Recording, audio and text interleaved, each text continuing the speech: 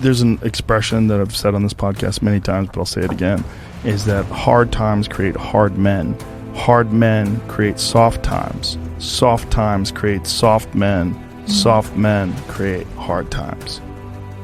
We are now around soft men and hard times. Yeah. We're in the time of toxic masculinity, right?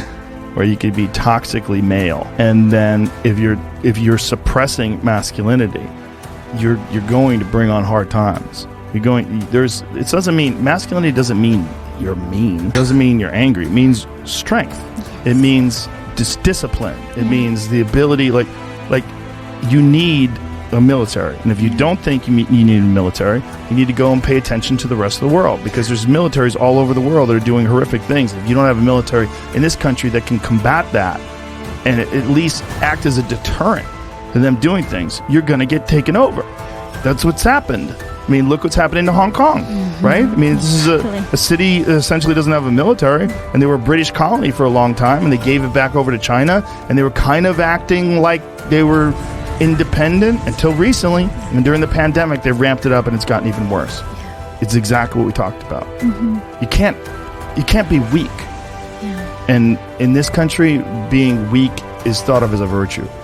Jordan Peterson has a really interesting way of looking at this, and he said it to me once, and it made a lot of sense. He said people think that you should be weak and you should be docile, and then you should be a pacifist. He goes, no, you should be a monster. He said you should be a monster, you should be ruthlessly ambitious, and then learn how to control it. And it's that old expression, it's better to be a warrior in a garden than a gardener in a war. It's an old expression, but it makes sense, because it doesn't mean that you can't be kind if you're strong, but it does mean you can't be strong if you're weak. If you're weak, you're fucked. And there's a lot of weak people in this country right now that are trying to take control, and they're gathering up all the other weak people, and they say, yeah, let's all be weak together.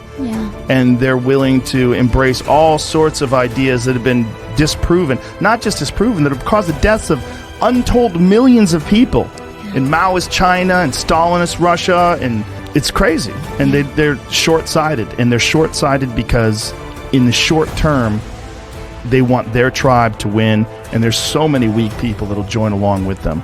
There's so many just simple-minded dullards that just want to promote their tribe. Like, the difference between a dog and a wolf is just thousands of years of breeding. It's the same animal, which is wild. My dog Marshall, sweetest fucking animal. Everybody's his friend. But he's an ancestor of a wolf. They've turned him into this thing through thousands of years of breeding. Is that what just they're doing like to they're us? trying to do to men?